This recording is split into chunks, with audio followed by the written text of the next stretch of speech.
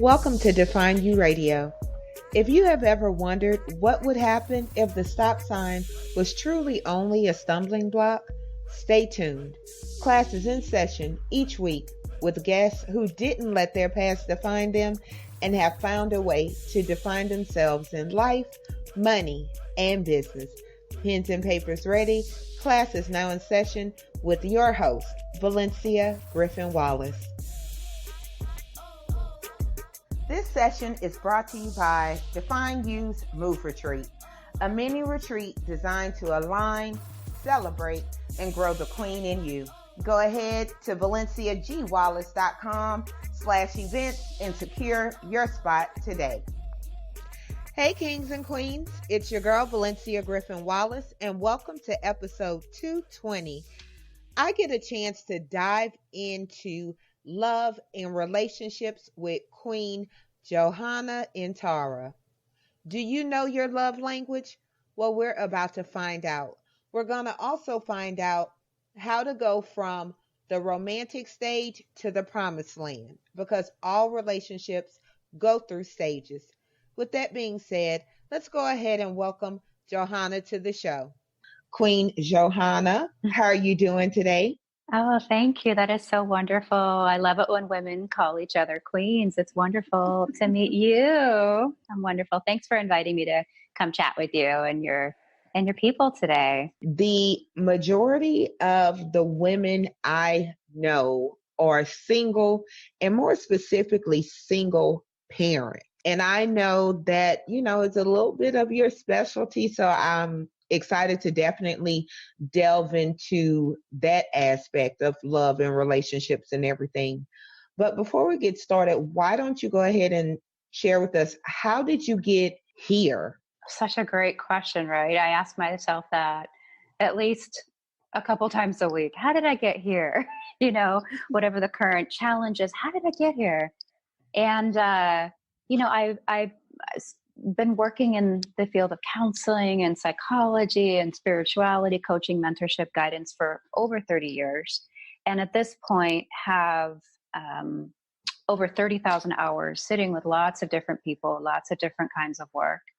And in the last year, I had an astrologer who actually looked at my chart and he said, you've got Mars, the planet of passion, and Venus, the god of passion, and Venus, the goddess of love, right here together in the top of your chart, public life. And I was like, yeah, I'm really supposed to be doing this work with relationship, intimacy, connection, love, sexuality, because I really, truly, deeply cherish and find it so important to understand how the dance happens between not only men and women, but the masculine and feminine, the masculine inside of us, the feminine inside of us, and how that comes together to create hot sex, love, and closeness. And specifically, I'm here to serve parents because while there are a gazillion intimacy, love, relationship, and dating coaches out there, there's virtually no one applying all of that wisdom and mojo and things to do that specifically refer to parents. And I think that parents really need specific support because we're dealing, whether you're single, whether you're married for a long time or a little time, we've got kids on the way, or you're separated and doing it alone. It's a different ride to bring in the parenting stuff. And so I'm here to serve that, to be a queen alongside you and serve your audience.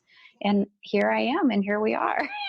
I definitely agree with the statement you made about it being a gazillion dating relationship coaches. And what I find, it's very interesting when you see men giving relationship advice to women.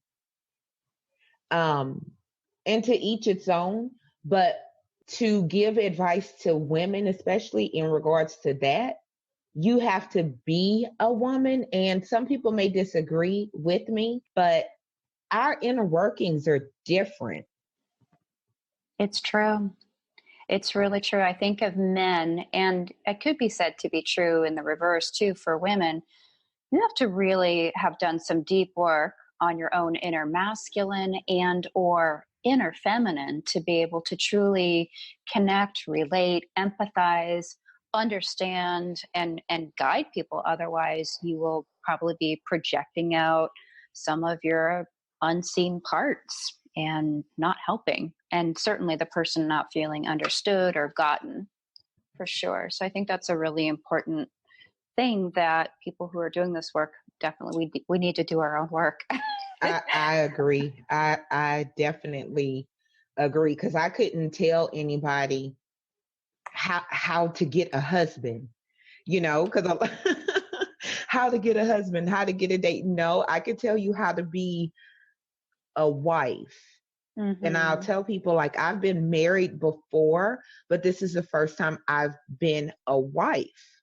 And you have to understand what that means. So in your life, in your own inner work, what did you have to learn about being a partner? Oh my gosh, so much, so much. I did not come from a lineage that had good role modeling and good examples. I call them templates, because templates are kind of like the transmission from parent to child and parent to child down the lineage. I did not have good templates on how to do good, healthy, hot sex, love, and closeness. I came from two warriors, two Aries, both ruled by the planet Mars. I was just writing about this and speaking about this on my own podcast today, that, Aries is the god of war, ruled by Mars, the god of war. And, instinctual, ram and lamb, monk. Muhammad Ali was a triple Aries with his own little island, not super social. Mars would go get Venus when he wanted a lover, and they would make mad, passionate love. And then that would be it, but not social. So it was a lot of fight, eat, sleep, fight, eat, sleep. And a friend joked to me and she said, it would have been great if there had been some F in there, F, fight, eat, sleep. And that would have been really helpful. That would have helped. But because there was no connection and no intimacy or ability to do intimacy, and it hadn't been given in the lineage, that's what I got. So I arrived at adult relationships, when you finally sort of land and realize, oh my gosh, I have to really be an adult here, having to undo all of the destructive conditioning that I had got around love, sex, intimacy, closeness, parenting, all that.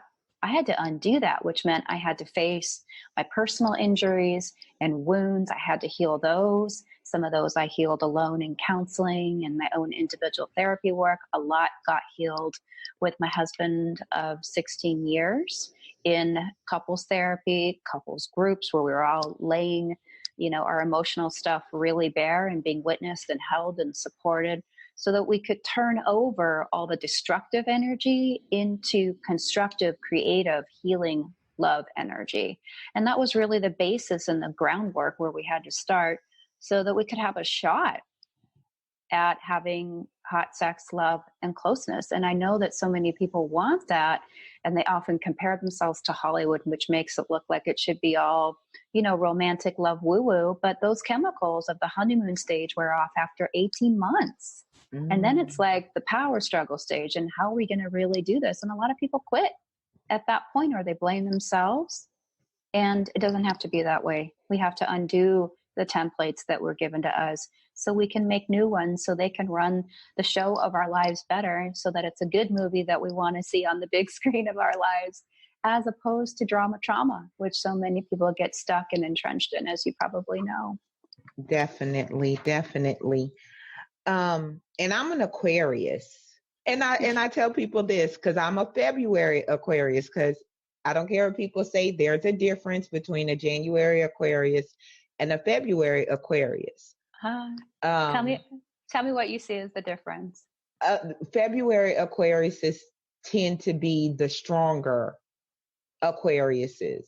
So like, there is that balance of what people say is good about Aquariuses and bad, but I think the February Aquariuses are not bad, but we're just a little bit more direct. So for instance, like previously in relationships, I've been told that I'm unemotional or I don't care. And where maybe a January Aquarius might try to explain that they don't Mhm. feel that way, as a February Aquarius, I'm gonna be like, well, if that's how you feel, and just go on about my business. Mhm. Just like very unapologetic in nature. Mhm. Um, and I didn't learn how to be a better partner and a better person until I became a parent, Mhm. because I Mhm. didn't know how to Mhm. express love. Because to me, I don't want to say love made you weak, but I didn't allow the weakness that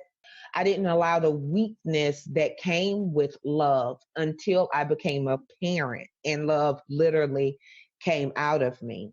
Maybe that's the difference between January versus February Aquariuses too. That's a Hmm. good research study. Mhm. Definitely. I mean, there's so much, that every astrology sign has as their unique specialty when it comes to relationship, love, connection. And then there's the shadow sides, and it's of every sign. Aquarians can be true humanitarians because they're ruled by the planet Uranus, which is the planet most far away from the Earth. There's a particular remote genius that they have, and the challenge can be, which we need. We need global humanitarian genius, but the challenge can often be bringing it into the body through this human. It can be really hard to bring it through the body. And so sometimes Aquarians, like you said, get accused of not being emotional or being kind of impersonal, or maybe being even kind of detached. But it's Mhm. because you're over there all the way on planet Uranus, incubating and thinking about your beautiful genius. I'm just like, and here I am, like the Taurus, going, can you please bring this down to earth? Please bring it to earth. So yeah, there's positive and shadow aspects to everything. But that is the dance of how we really do that. How do we open up to that? How do we find out our lightness, and also be really humble and honest about our darkness as well, because we all have it. Do you think everyone needs a partner in life, or do you think that maybe some people just are meant to be single? What a great question. Well, I really believe in free will. I truly believe in free will. And I also, and it may seem paradoxical, some people have a destiny to really do relationship as a major growing path in this lifetime. And then there are some people who it's just simply not their orientation. They don't go there, they don't think about it, they're not oriented there, they're not excited by it, but they're really excited and oriented towards other things. Mm. And I don't think one is better than the other. And, I mean, I personally am oriented towards relationship, partnership, connecting, relating, empathy, kindness. I think I took my Gallup Strength Pole Finder last year, and my number 1 and 2 were relator and connector. I love relationship. I love the dance of relationship. I love the process. I love the learning. I love all the goodies that come from it. And there's also shadows to it too. It's a lot of deep work. It's a lot of intimate work. It's a lot of deep vulnerability work. And having said all that, there's so many different ways to partner in life. One can be through an actual relationship, but then there are also people, and I'm sure you know them as well, who are deeply learning how to partner with themselves and be their own best partner, best inside marriage partner. I think it's an inside out job. Partner in work, partner to their creativity, partner to their spiritual practice. Who's to say for any of us what true partnership should look like in this lifetime? Do you know what I mean? Yeah, that's good. Being a partner with yourself, which I think is the thing that made the difference when I was ready to partner Mm, outwardly and become a wife. I knew how to be the best Valencia I could be, good, mhm, bad, and ugly. So when I came to, good, bad, and ugly Aquarius. So when I came to being open to really truly partnering with someone else, and me and my husband got together, I was able to be fully and completely honest with who I am. And I think a lot of people don't do that part. They don't do that part. I'm going to just show you the good with me and my makeup and all the pretty parts. What does partnership have to do with having a fulfilled life? That's a great question. That's a great question. Well, for those of us, I believe, who feel called, then that is part of our fulfillment. It's part of our journey. To me, soul fulfillment is really about the journey from being very intimate with the desires that come from your soul in love, to your purpose in love, to experiencing that in a way that feels joyful, ecstatic, rapturous, to doing the inner work that our soul requires in partnership, to evolving, to learning the practices that it takes for us to really do that. And there are so many things we can do to evolve that. That eventually, if you keep doing that work over the course of years and a lifetime, that does lead to a certain kind of fulfillment. But again, that can also take place. Like, for example, a women's retreat I led a few years ago, there was a ceremony where each woman married herself. I was the minister, and she took some time in the afternoon to really create her vows, her unbroken commitments and devotion to herself. And she declared those. And for some women who were not in relationship in that retreat, and who still choose not to be for whatever reasons it's right for them, that was really fulfilling for them. That journey is fulfilling them. They've partnered with what feels really right to them. One of the reasons I call the show Classes in Session is the tagline, because it's always a learning journey, not just for the audience, but for me as well. And I love that commitment to self, because we commit to so many other things and haven't committed to ourselves. And I wanted to ask you, because you kind of briefly touched on it a little bit about, feminine and masculine energy. Do you find that if two people come into a relationship and have masculine energy, it's a problem? I could see how a lot of people, upon first being asked that question, might say yes, but I think it really depends on a number of factors. And so I'll share a little bit more about what I mean. So, for example, I think it's really important for there to be strong, erotic, dynamic, potent friction and tension, the kind that you have when you first meet somebody. And this is not just limited to heterosexual couples. This exists, in same-sex couples as well, or more gender or binary fluid.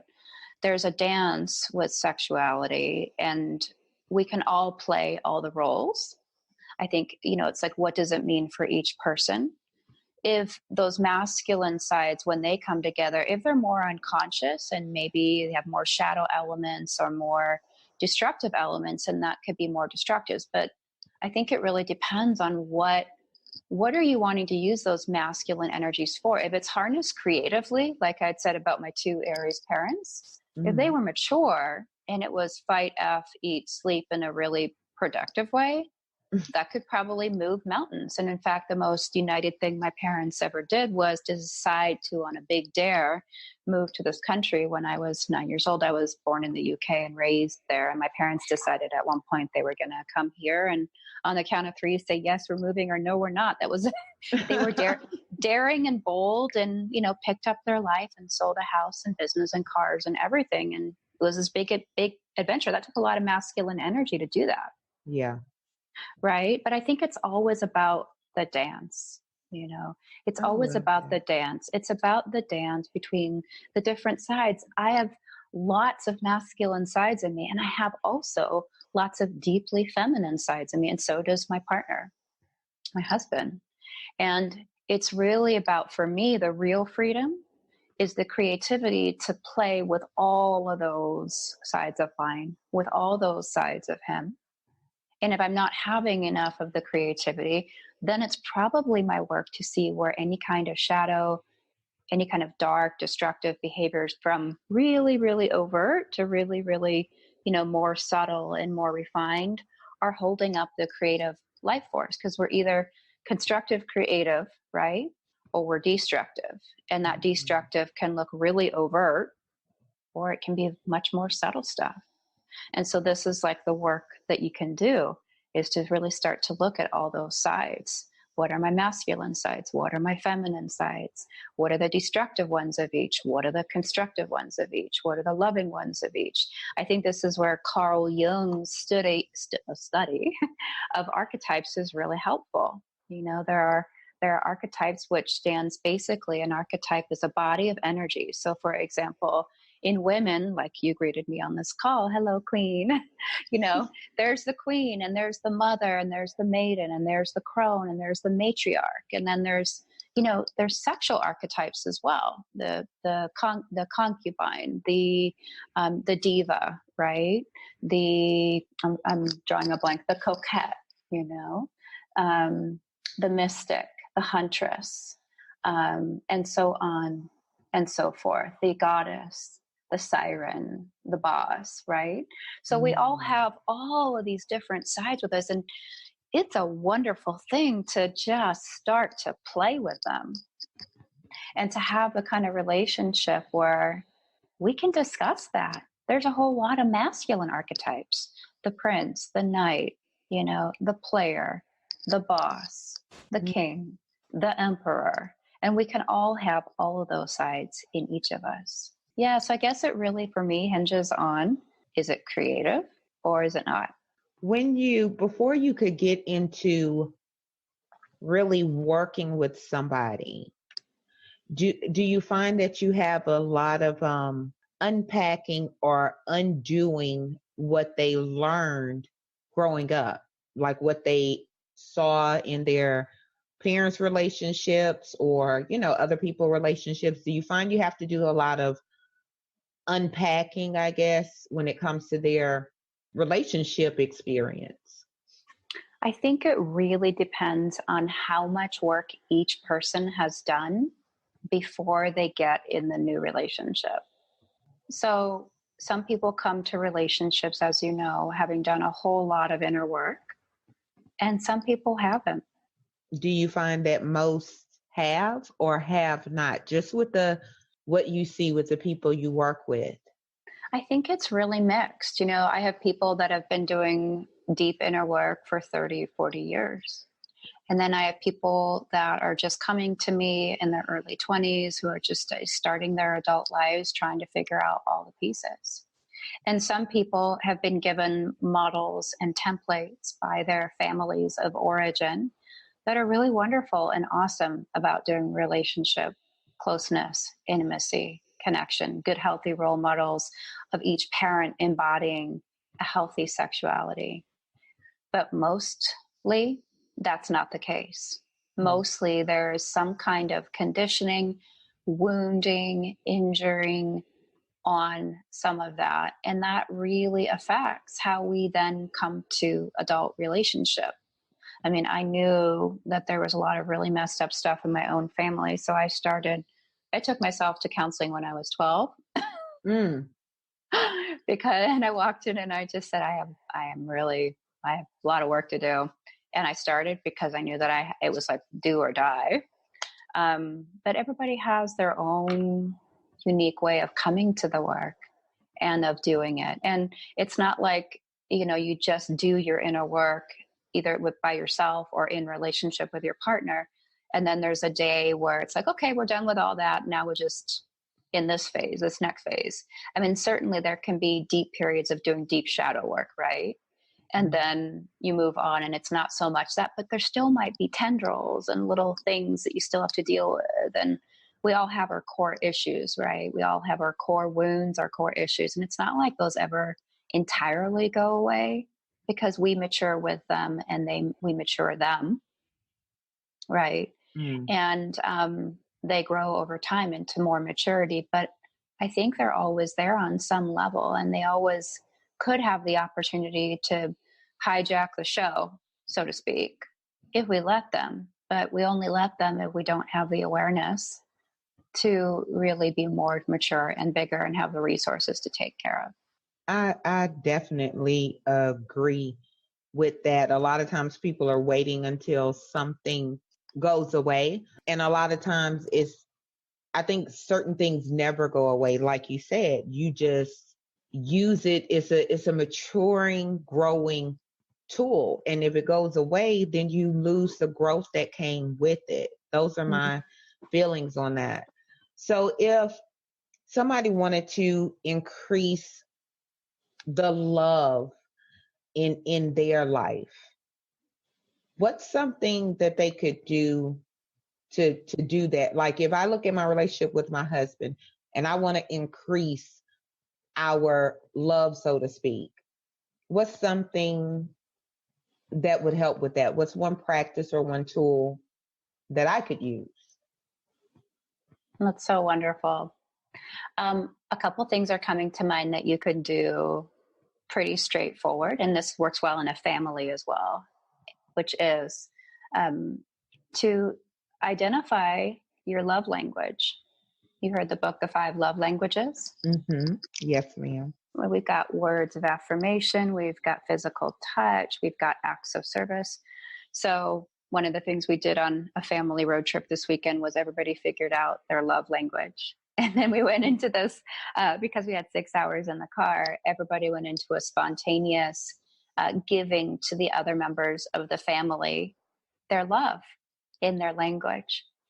So, for example, my daughter's was words of affirmation.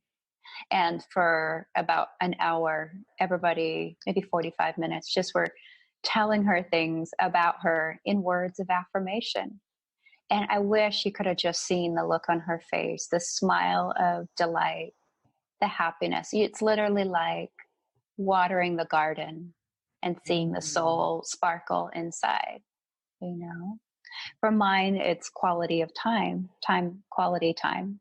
My husband's physical touch, and my son was also physical touch. So finding out the love language and giving it to your partner, and just watch the good mojo and the love just grow inside, both with each other and or if you've got kids in the family unit. So that's the first thing. The second thing you can do is start to learn the language of your feelings and start to get really comfortable being vulnerable. And vulnerability, a lot of people might just want me to define that just to make it easy. Vulnerability is being willing to share and be transparent about the things that you might have some concerns about being exposed, or it might feel a tiny bit or a lot of bit emotionally a little dangerous. But because they're so deep, when you share them and you're received with love and care, compassion, creativity, it makes things closer. So that's the second thing. And then the third thing to increase love would be to free up the destructive patterns, free up the disconnection, free up the things that are not working, free up the entanglements, free up all those places, because they hold valuable, I call it life and love force, love force. And when you free those up, guess what you get to have back?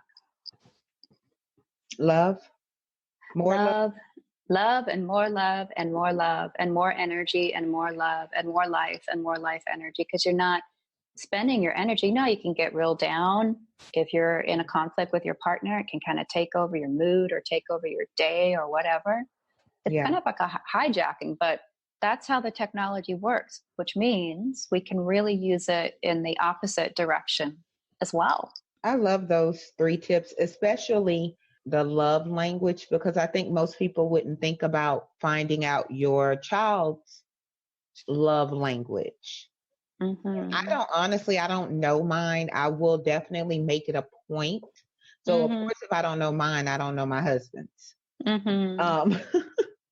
But I'm definitely going to make it a point to learn about it, figure it out, and apply it. Thank you for that. So do you feel like knowing, like my son is 22, by the way, so it's a whole different level, I think, versus him being a teenager. Do you think finding out his love language would make me a better parent? Absolutely, because then he is empowered through his, he's 22, so he probably hasn't had a lot of relationships yet. That I know of. But what a wonderful gift to receive from your parent who helps you understand your love language, what that means, and how you can be loved by others. So imagine your son asking for how he'd like to be loved. Imagine him having that empowerment. Imagine him being able to have the resources to then find out who his partner of choice likes to be loved. And being able to do that. Imagine having that at 22. I wish I'd have that at 22. Imagine what that would have been like. Imagine if our parents had had that, and their parents, right? We're just beginning to understand so much about all this. We have a long way to go as humans, right? Definitely, because it was, if you look at like arranged marriages, I know it's not a thing here in the US, but I'm just saying I wish it was. As far as dealing with my son, I know that sounds a little crazy, but but I think that, when you think about, I don't want to say forced relationships or things like that, you're supposed to be a wife, you're supposed to be a husband, maybe it's a Southern thing, but you don't learn how, or rather you're supposed to be married, but you don't learn how. How do you, because Valencia as a married woman, as a wife, is different from Valencia as a mom, different from Valencia as a single mom. And I think I love how you just kind of unpacking and putting a lot of things in perspective, because it does affect, at the end of the day, your parenting and the growth of your relationship. Absolutely. We have to be conscious of how we're doing relationship. Otherwise, we pass down unseen templates to our children of how they do relationship. And sometimes they don't even know what those templates are until there's trauma on their relationship stage. Well, I guess we, as a family, we're going to all learn our love language. Yay. today. You have to let me know what they are. Do you have a sense of what yours would be? Do you have a sense of it would be? Well, I don't know. I don't know all, like, I don't know the 5. Like, if I knew the 5, I could probably say, this is probably me. I don't think it's affirmation. I don't think it's quality time. I'm gonna have to look at. It's words of affirmation, physical touch, quality time, acts of service, and I believe there's one more. I'm drawing a blank at the moment. Oh, gifts. Giving gifts. Thoughtful gifts. I would bet mine is acts of service. Like, so I'm willing to bet that. So you feel really loved when people do acts of service for you. Right. I don't know if you could have 2, maybe a mixture. I don't know, but I would say, and I'm going to figure it out, and I'm definitely going to email you and let you know, and then definitely let the audience know. But I would say probably acts of service. My husband helping me, or my son helping me, like with the pets, for instance, which is like having 3 toddlers in the house. That means more than anything else, because that shows that you're considerate of me and considerate of my time and things I have to do, and you're doing it. It's good to know. I think on the test, it shows you what the top one is, and then, what the next 2 are. You might have some that are clustered together, or there's a tie, as I had. So yeah, let me know. And I'd love to hear from your audience too, what they find out as well, and how we can better use this to be better at loving each other, better at caring for each other, because that really is the face of the future. Regardless of all of our differences, which of course there are many because we're humans and we're diverse and that's just how it is. How do we care for each other? How do we love each other? How do we have compassion for each other? How do we have empathy for each other? And let's make these tools simple and directing and get started, because anybody can do it. I love that. And I'm excited. And I love what you do and what you teach and how you help others. Because I think if I wasn't in a healthy relationship and even though we've been married for a while, I think we're still in that honeymoon phase. I don't know. I think so. I think so. But it's great to know that you almost serve like a buffer between, yay, I love him, to I'm done. Oh yeah, that's called doing the work stage. I love that. It's going from the land of romantic love, which is filled with that wonderful chemical concoction of serotonin and cortisol, I believe, and testosterone. And there's one more feel-good hormone in there that I'm drawing a blank in at the moment. Probably melatonin, because anything dealing with sleep makes me feel good. Oh, I don't think it's melatonin, but I'll find out what it is and let you know. But, our brains can only sustain that cocktail for about 18 months at the most. That's about the length of the longest honeymoon stage. And then they actually say that when we come off that stage, it's equivalent to coming off of heroin. Really? Right. Because this is what also creates some people who have love addiction or addiction to falling in love, because that hormone cocktail is so compelling and so wonderful. And you never think it's going to end while you're in it, but it does. And then the disillusionment starts, and we call that, the power struggle stage. Oh, you're not who I thought you were. Well, there's this, and I didn't know about this, because we were all in, one of the things that characterizes romantic love is that projection stage of all the person that you want to see that other person as.